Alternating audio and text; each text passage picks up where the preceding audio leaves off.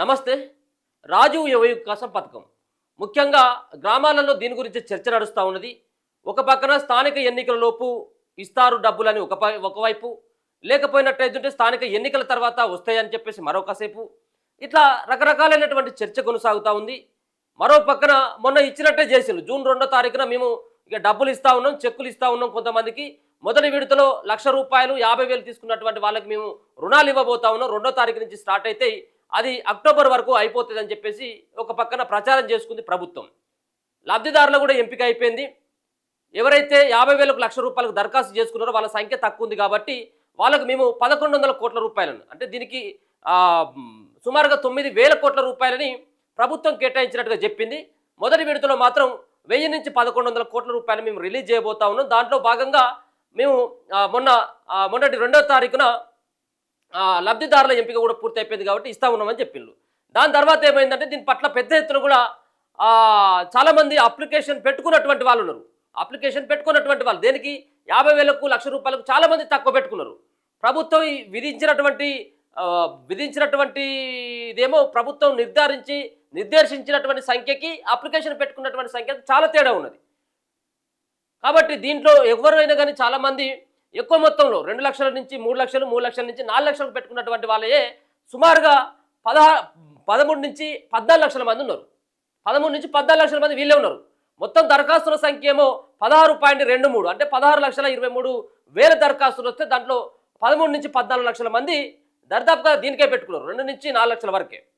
ఇక మరి చాలామంది అనుకున్నారు మేము అయ్యో 50,000కు పెట్టుకుంటే మాకొచ్చు కదా, మేము ₹1,00,000 పెట్టుకుంటొచ్చు కదా అని చెప్పేసి అనుకున్నటువంటి వాళ్ళు ఎవరైతే ఉన్నారో ఇప్పుడు ప్రభుత్వం ఒక ఆప్షన్ అయితే ఇచ్చింది. మళ్ళీ ఆ ఆప్షనే ఎంపీడీఓ దగ్గరికి వెళ్ళి మీరు నేరుగా కూడా దరఖాస్తు చేసుకొని మేము పెట్టుకున్నటువంటి 4 లక్షల లోన్ను రద్దు చేసి దీనికి 50,000కు ₹1,00,000 కుదించండి అని చెప్పేసి ఎంపీడీఓ గారికి కనుక దరఖాస్తు చేసుకున్నట్టయితే అది మీకు ఉపయోగకరంగా ఉండేటువంటి అవకాశం అయింది. మీరు మొదటి విడతలో కూడా అవసరమైనట్టయితే మీరు ఆ లిస్టులో కూడా పేరు ఉండొచ్చు.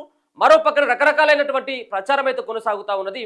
దాని తర్వాత ముఖ్యంగా ఇది ఏదైతే ఎంపీడీఓ దగ్గర మేము దరఖాస్తు చేసుకుంటే మరి ఉన్నది పోతుంది, ఉంచుకున్నది పోతుంది అన్నటువంటి తిరిగి కూడా కొంతమంది అనుకుంటా ఉన్నారు. కానీ దీన్ని చాలామంది జనాల్లోకి అయితే వెళ్ళలేదు ఇప్పటి వరకు. ఏది మేము ఎంపీడీఓ దగ్గరికి పోయి మళ్ళీ ఈ ₹1,00,000 50,000 కనుక కుదించుకున్నటువంటి ఆప్షన్ ఉంది అనేది చాలామంది జనాలకు తెలియదు. ఒకసారి తెలిపేటువంటి ప్రయత్నమే చేస్తూ ఉన్నాం. ఒకసారి ఎంపీడీఓ దగ్గర కూడా మాట్లాడేటువంటి ప్రయత్నం చేద్దాం. ఎంపీడీఓ గారు ఏమంటారు? ఎందుకంటే స్థానికంగా ఉండేటువంటి ఎంపీడీఓకి ఈ బాధ్యతలు అప్పగించారు. మళ్ళీ ఎడిట్ ఆప్షన్ వాళ్ళకే లాగిన్ ఇచ్చింది కాబట్టి వాళ్ళకు అటువంటి పరిస్థితి ఉంటుందా, వాళ్ళు ఏ విధంగా వచ్చి దరఖాస్తు చేసుకోవాలి, ఏ విధంగా వాళ్ళకి దరఖాస్తు పెట్టుకోవాలి అనేది ఒకసారి మాట్లాడేటువంటి ప్రయత్నం అయితే చేద్దాం. ఇప్పుడు రాజీవ్ యువ వికాసం సంబంధించినటువంటి పథకం ఉంది కదా సార్, అది దాంట్లో మళ్ళీ ఎడిట్ చేసుకునేటువంటి అవకాశం ఏమైనా ఇవ్వడం జరిగిందా సార్? మీ అంటే ఎంపీడీఓ గారికి కానీ లేకపోతే మీ సేవలో కానీ మళ్ళీ ఎడిట్ ఆప్షన్ ఏమైనా ఇచ్చిందా? మీ సేవలో ఇవాళ మాకే ఇచ్చింది అది. ఓకే, ప్రజెంట్ ఇప్పుడు హోల్డ్లో పెట్టిండ్రు. మళ్ళీ చేసినప్పుడు చేస్తాం. మళ్ళీ ఇండివిజువల్ గా దరఖాస్తు వాళ్ళు ఎవరైతే 4 లక్షలకు 3 లక్షలు పెట్టుకున్నారో వాళ్ళు మాకు 1 lakh కావాలని చెప్పేసి వాళ్ళు దరఖాస్తు చేసుకోవాలి. ఓకే, దరఖాస్తు చేసుకుంటే ఎడిట్ ఆప్షన్ చేయొచ్చు.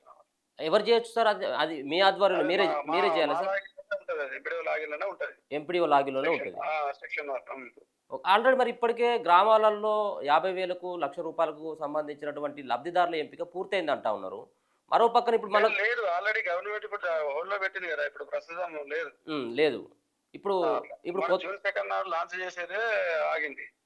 సో కొత్తగా ఇప్పుడు ఎవరైతే కొత్తగా నాకు ఈ 4 లక్షల లోన్ వద్దు, నేను 50,000కు ₹1,00,000 మాత్రం చాలని చెప్పేసి మీకు రాతపూర్వకంగా మీకు అప్లికేషన్ పెట్టుకున్నట్టయితే ఆ వచ్చినటువంటి దరఖాస్తుల ఆధారంగా మళ్ళీ వెరిఫికేషన్ ఉంటుంది. అంతేనా సార్? అంతే. ఇది ఎప్పటి వరకు ఉన్నా సార్? ఏమైనా టైం లిమిట్ ఏమైనా పెట్టినా సార్? టైమింగ్స్ ఏమి ఇవ్వలేదు. వస్తున్నాయి సార్? అంటే చాలా మంది ఏమన్నా దీనికి రెస్పాండ్ అవుతా ఉన్నారా? ఆల్రెడీ ఇప్పుడు దానికి ఆన్లైన్ మనం అప్లై చేసుకునేది ఎప్పుడో అయిపోయింది. డేట్ అయిపోయింది. ఓకే, డేట్ అయిపోయింది. లాగిన్ లో చేసుకునేది లేదు.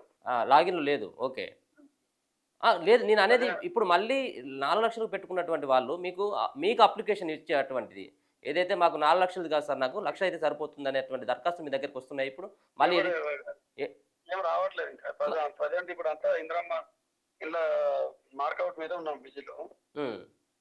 ఇది అయిపోయినాక ఎందుకు సార్ మరి అంటే ఎక్కువగా ఎందుకు అవగాహన కల్పించలేక చాలా మందికి తెలియదు ఇది అంటే ఎంపీడీఓ గారి దగ్గరికి పోయి మళ్ళీ ఎడిట్ ఆప్షన్ ఉంటుంది అన్నటువంటిది అది వాళ్ళ లాగిన్లో మళ్ళీ ఎడిట్ చేసుకోవచ్చు అని చెప్తున్నా కానీ వాళ్ళకి అది మాకు ఇదే కావాలని చెప్పేసి ఉండి ఉంటారు అట్లా. Okay okay sir thank you. ఎక్కువగా మన అనిల్ గారు ఎక్కువ కావాలని చెప్పేసి అనుకోరు, తక్కువ కావాలని చెప్పేసి అనుకోరు కదా వాళ్ళని. అంటే అందరికి ఏముందంటే 4 లక్షల లోన్ వచ్చేసరికి విడతల వారీగా అంటా ఉన్నారు. మళ్ళీ 4 లక్షలకు పెట్టుకున్నటువంటి వాళ్ళ లోన్ల సంఖ్య ఏమో 12 లక్షలకు పైన ఉన్నది. మనకు ఇన్స్ట్రక్షన్స్ వస్తాయి, గవర్నమెంట్ ఇన్స్ట్రక్షన్స్ వచ్చిన తర్వాత మళ్ళీ చేస్తాం అది ఇప్పుడు చేయాలని. సరే ఇప్పుడైతే మాత్రం మీ దగ్గరికి ఎవరైనా 4 లక్షలు వద్దు మాకు ₹1,00,000 చాలంటే మాత్రం మీ దగ్గర అయితే ఎడిట్ ఆప్షన్ అయితే ఉంది. Okay sir thank you so much. So ఇది చెప్తున్నటువంటి ఎంపీడీఓ గారు చెప్తున్నటువంటి మాట. మొత్తానికి చాలామంది మేము ఎందుకు 50,000కు పెట్టుకోలేకపోయినాం, లక్షలోపు ఉన్నటువంటి రుణానికి కనుక దరఖాస్తు చేసుకున్నట్టయితే మాకు వచ్చు కదా అన్నటువంటి వాళ్ళు ఎవరైతే ఉన్నారో వాళ్ళు 4 లక్షలు రావు 2 లక్షలు రావు అనుకున్నటువంటి వాళ్ళు నేరుగా మీరు ఎంపీడీఓ దగ్గరికి వెళ్ళి మీరు ఒక రాతపూర్వకంగా అయ్యా మరి నేను 4 లక్షల రుణానికి మేము అప్లై చేసుకోవడం జరిగింది, మరో పక్కన నాకు 4 లక్షలు వద్దు నాకు 50,000 ₹1,00,000 మాత్రమే కావాలి అని చెప్పేసి రాతపూర్వకంగా కనుక ఎంపీడీఓ గారికి ఇస్తే అది కూడా మీ సేవలోనో లేకపోతే ఇంకో ఆన్లైన్ సెంటర్లో లేదు, నేరుగా పోయి ఎంపీడీఓ ఆఫీస్కి వెళ్ళి మీరు మీ దరఖాస్తు సంబంధించినట్టు మీరు ఏదైతే గతంలో మీ సేవలో ఆన్లైన్లో అప్లై చేసినటువంటి దరఖాస్తు సంఖ్య అలాగే మీరు విన్నవించుకున్నటువంటి అంశాన్ని దాంట్లో పొందుపరిచి ఎంపీడీఓ గారికి ఇవ్వండి. దాని తర్వాత ఎంపీడీఓ గారు లాగిన్ అయ్యి మీ ₹1,00,000 మీరు 4 లక్షలు పెట్టుకున్న 4 లక్షలు 3 లక్షలు పెట్టుకుంటే 3 లక్షలకు సంబంధించినటువంటి లోన్ ఏదైతే ఉందో 50,000 కానీ 1,00,000 కానీ కుదించేటువంటి ఆప్షన్ అయితే ఎంపీడీఓ దగ్గర ఉంది. ఒకవేళ అట్లాంటి వాళ్ళు ప్రభుత్వం మీద నమ్మకం లేకునో పైసలు రావు మాకు ఇప్పుడే పైసలు వస్తే బాగుంటుంది ఈ స్థానిక ఎన్నికల తర్వాత వస్తేయో రావు అని చెప్పేసి ఎవరైతే కంగారు పడుతున్నటువంటి వాళ్ళు ఉన్నారో మీకు మొదటి విడతలోనే కావాలో లేకపోతే ఆ ప్రయారిటీ వైజ్గా అంటే ముందుగా ₹1,00,000 2 లక్షలు తర్వాత 3 లక్షలు అని చెప్పేసి అంటా ఉన్నారు కాబట్టి 1,00,000 లోపే ముందుకు ఇస్తూ ఉన్నారు కాబట్టి మీకు ఒకవేళ కనుక మాకు కూడా ఇప్పుడు వచ్చేటువంటి అవకాశం ఉంటుంది, మేము నిజమైనటువంటి లబ్ధిదారులం కాబట్టి మాకు ఆ పేరు ఉంటుందని చెప్పేసి ఎవరైతే అనుకుంటారో మీరు నేరుగా మీరు ఎంపీడీఓ దగ్గరికి వెళ్ళి మీరు దరఖాస్తు చేసుకున్నటువంటి వెసులుబాటు అయితే ఉంది. ఇది పెద్దగా ఎక్కడ కూడా ప్రచారంలోకి వస్తలేదు కాబట్టి ఒకసారి మీకు చెప్పేటువంటి ప్రయత్నం అయితే చేసినాం. ఇక ఈ ఎంపీడీఓ గారు చెప్పినటువంటి అంశం ఇట్లా ఉంటే ఇక మరి ఈ సంబంధించినటువంటి యువ వికాసంలో దరఖాస్తులకు సంబంధించినటువంటి పరిశీలన పూర్తి అయిపోయింది, ఇక కేవలం ఇచ్చుడే మిగిలిపోయింది అనేది తెలుస్తుంది. అయితే దీన్ని ఇప్పుడే కనుక రాజ్యం యువ వికాసం సంబంధించినటువంటి పథకాన్ని లబ్ధిదారుల ఎంపిక ఇప్పుడే పూర్తి అయిపోయి కేవలం నామమాత్రంగా 2-3కి సంబంధించినటువంటి వాళ్ళకి ఇస్తే ఇది పెద్ద రాద్ధాంతమయ్యేటువంటి అవకాశం ఉన్నది.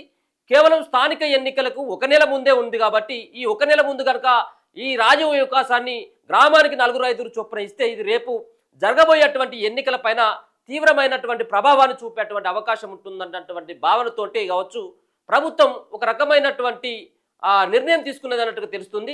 ఇప్పుడు రాజీవ్ వికాసం పథకం మరి ఈ గ్రామ పంచాయతీ ఎన్నికలు స్థానిక ఎన్నికలు అయిపోయిన తర్వాతనే రాజీవ్ వికాసం పథకాన్ని లబ్ధిదారులకు ఇవ్వాలని చెప్పేసి భావిస్తూ ఉన్నది. ఒక పక్కన పెద్ద ఎత్తున కూడా దరఖాస్తులు రావడం, దాంట్లో కేవలం 1,50,000కు సంబంధించినటువంటి దరఖాస్తులను పరిశీలించడం, మిగతా 2 లక్షల నుంచి పైకి పెట్టుకున్నటువంటి దరఖాస్తులని పరిశీలించగా పక్కన పెట్టడంతో మరి దీనివల్ల చాలామంది లబ్ధిదారులంతా కూడా గ్రామాలలో మిగిలిపోయిన కేవలం 3-4 ఇస్తే సరిపోయేటువంటి అవకాశం లేదు.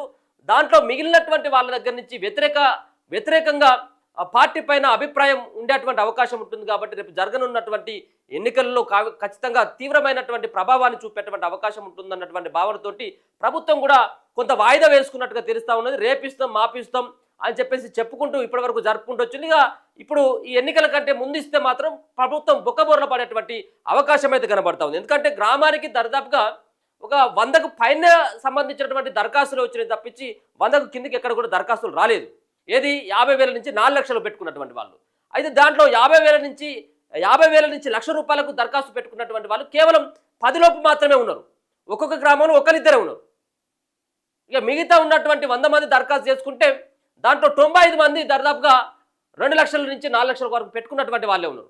మరి వాళ్ళకు రుణాలు రాక కేవలం ఎవరో ఒకరిద్దరికి వస్తే మాత్రం అది రేపు ప్రభావాన్ని చూపుతూ ఉంది కాబట్టి ప్రభుత్వం కూడా ఆ నిర్ణయాన్ని మార్చుకున్నట్టుగా తెలుస్తూ ఉన్నది. సుమారుగా ఎంత 16,23,764 దరఖాస్తులు వస్తే దాంట్లో 4,93,231 మందికి ప్రభుత్వం ఇవ్వాలనుకుంటుందంటే దీంట్లో ఎక్కువ శాతం మొత్తం ఈ 4 లక్షల మంది ఎవరయ్యా అంటే 50,000 నుంచి 1,00,000 లోపు పెట్టుకున్నటువంటి వాళ్ళే. మరి మిగతా వాళ్ళ సంగతి ఏంది, వాళ్ళకి ఇస్తారా ఇవ్వరా అన్నటువంటి డైలామా ఉంటుంది. రేపు జరగనున్నటువంటి ఎన్నికల పైన ప్రభావం చూపుతుంది కాబట్టి వీళ్ళని మార్చుకున్నట్టుగా తెలుస్తూ ఉన్నది. దాంట్లో భాగంగానే మనకు అందరికీ తెలుసు 50,000కు దరఖాస్తు చేసుకున్నట్టయితుంటే వాళ్ళకు పూర్తిగా సబ్సిడీ, అలాగే 100% సబ్సిడీతో ఇస్తారు. మరో పక్కన ₹1,00,000 కనుక దరఖాస్తు చేసుకున్నట్టయితుంటే 90% సబ్సిడీతో ఇస్తారు.